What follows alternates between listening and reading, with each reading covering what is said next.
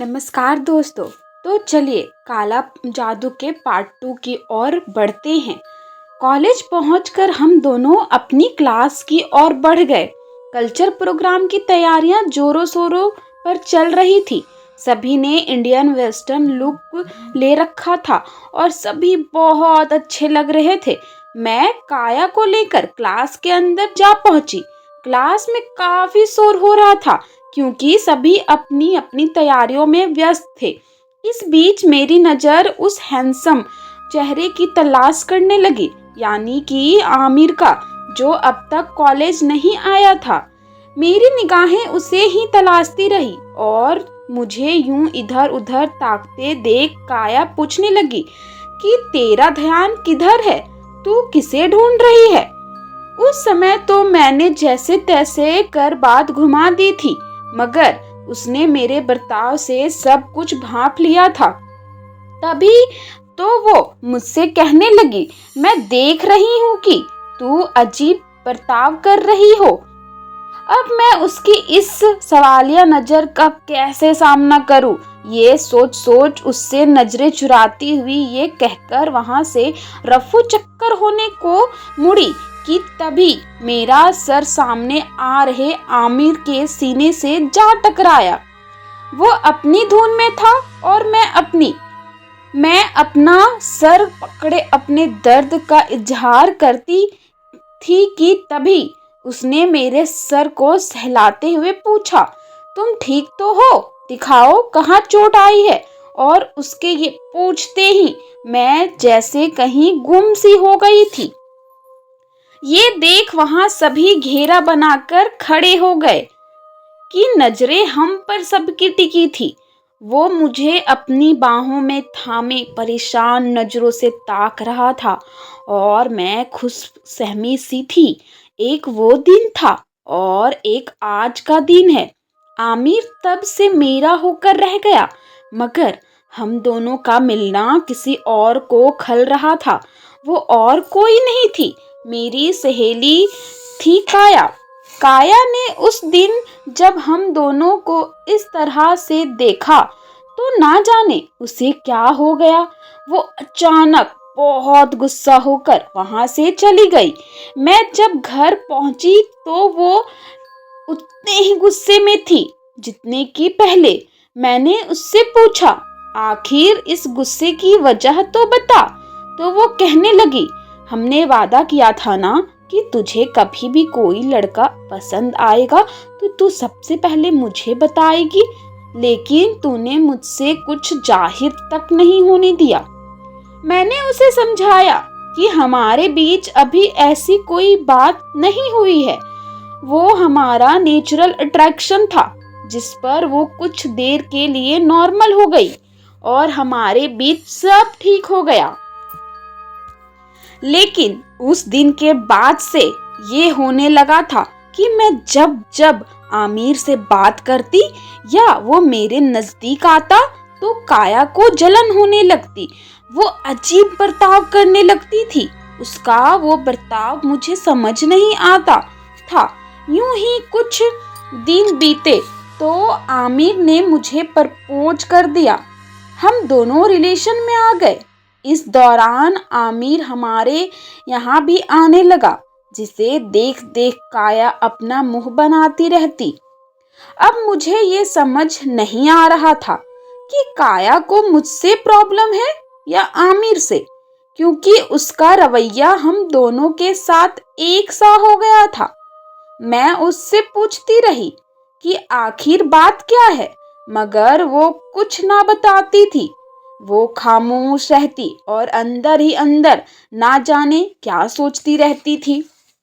मेरे और आमिर के बीच नजदीकियां इतनी बढ़ गई थी कि हम दोनों ने शादी करने का फैसला कर लिया और ये बात हमने सबसे पहले काया को बताने का सोचा था। इसलिए उस दिन मैंने और आमिर ने मिलकर पूरा घर सजाया, खाना बनाया और भी बहुत कुछ करा। देर रात काया घर लौटी तो हमने उसका अच्छे से वेलकम किया। उसे स्पेशल फील करवाने के लिए आमिर ने सब उसकी पसंद का इंतजाम किया हुआ था, जिसे देखकर उस रात उसके चेहरे पर स्माइल आ गई।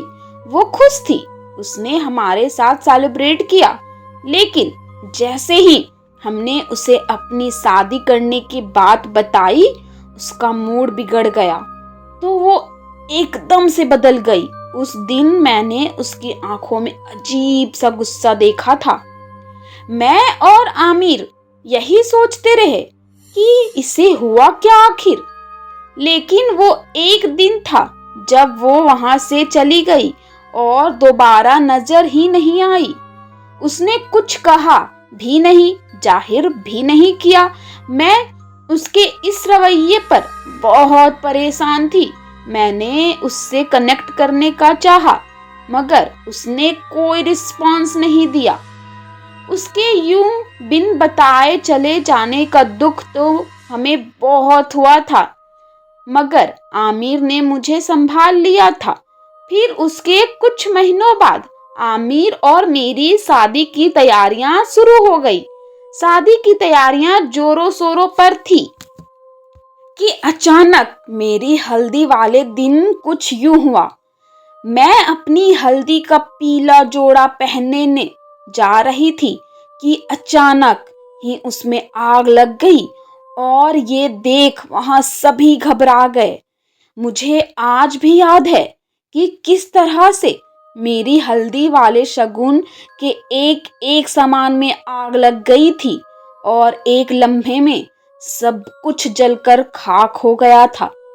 आमिर और मेरे घर वालों को लगा कि ये शायद किसी लापरवाही के कारण हुआ होगा, लेकिन मेरे दिल में उस दिन से अजीब सा खौफ बैठ गया। अगले दिन मेहंदी संगीत एक साथ रखा गया था। सारा फंक्शन बाहर लॉन में था। सभी खुश थे और नाच गा रहे थे। मेरी अम्मी मेहंदी की थाल लेकर मेरे पास आई और मेरी बलाएं उतारते हुए उन्होंने मेहंदी वाली से कहा कि इसे ऐसी मेहंदी लगाओ कि इसका रंग खूब गहरा हो। मुझे मेहंदी लगनी शुरू हुई। मैं बहुत खुश थी कि एकाएक यूं हुआ कि मेरी मेहंदी का रंग अपने आप गाढ़ा होता चला गया। यानी कि अभी मेहंदी पूरी लगी भी नहीं थी, छुड़ाई भी नहीं गई थी और अचानक वो लाल रंग में तब्दील होकर मेरे हाथों तक चढ़ने लगी। मेहंदी का रंग गाढ़े खून की तरह हो गया था और वो मेरे हाथों की नसों तक चढ़ती जा रही थी। ये नजारा देख वहां सबके दिल दहल उठे। एकाएक सबके चेहरों पर खौफ का साया उमड़ आया। सभी उठकर भागने लगे।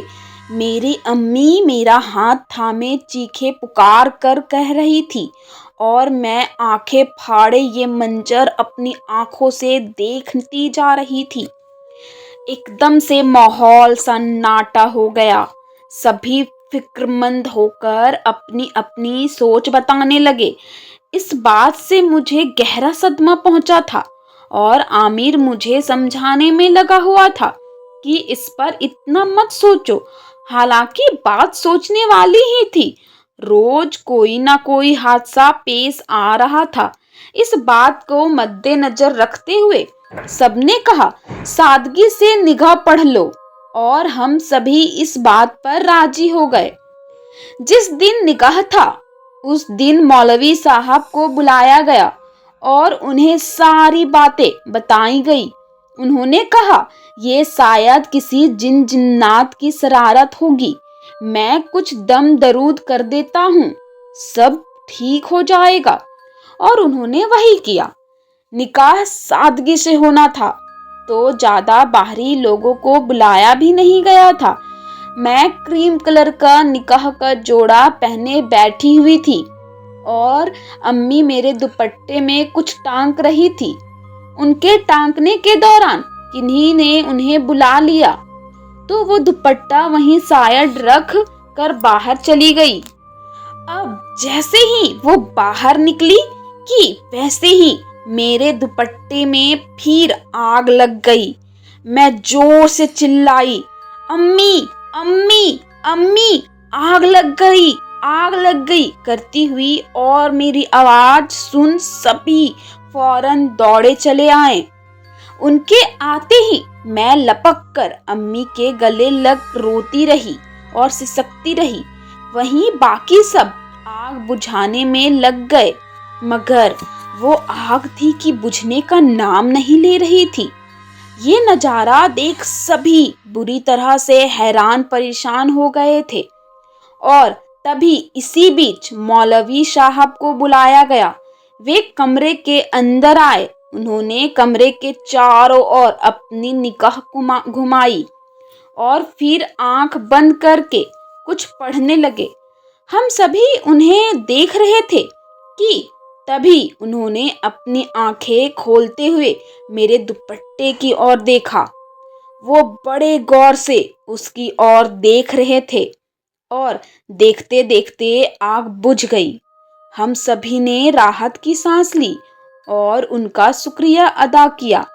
आमिर ने उनसे इन सभी हादसों का कारण पूछा तो उन्होंने बताया कि ये कोई शैतानी चक्कर है। ये सब जो हो रहा है ये काले जादू का असर है। कोई है जो चाहता है कि ये शादी ना हो। मौलवी साहब की बात पर हम सभी के चेहरों का रंग उड़ गया था। काला जादू? भला इस तरह का खौफनाक काम कौन कर सकता है? ये सोच सोच हम सभी परेशान हो रहे थे। हमने कुछ दिन के लिए निकाह रोक दिया और उसका पता लगाने लगे जो ये सब हरकत कर रहा था। अब निकाह रुक जाने के कुछ दिन बाद सब नॉर्मल हो गया था। फिर एक दिन आमिर ने कहा कि वो अपने परिवार को लेकर हमारे बंगलों में रहने आ रहा है। मैं हैरान थी कि अचानक ऐसा क्यों, तो उसने बात घुमा फिरा कर बताई और हम सभी मना भी नहीं कर सकते थे। अभी उसे 2 दिन ही हुए थे मेरे घर पर कि अचानक हमारे घर में अजीब अजीब वाकयात पेश आने लगे, जैसे कि वो अगर मेरे लिए कुछ करता या लाता तो वो चीज खराब हो जाती। वहीं जब मैं आमिर के लिए चाय बनाती या खाना तो उसमें कभी नमक तेज हो जाता तो कभी चीनी। कई बार तो ऐसा भी हुआ कि मेरे हाथों से आमिर की अम्मी के कीमती कपड़े जल गए। मैं उनके लिए कुछ करती तो वो सब खराब हो जाता।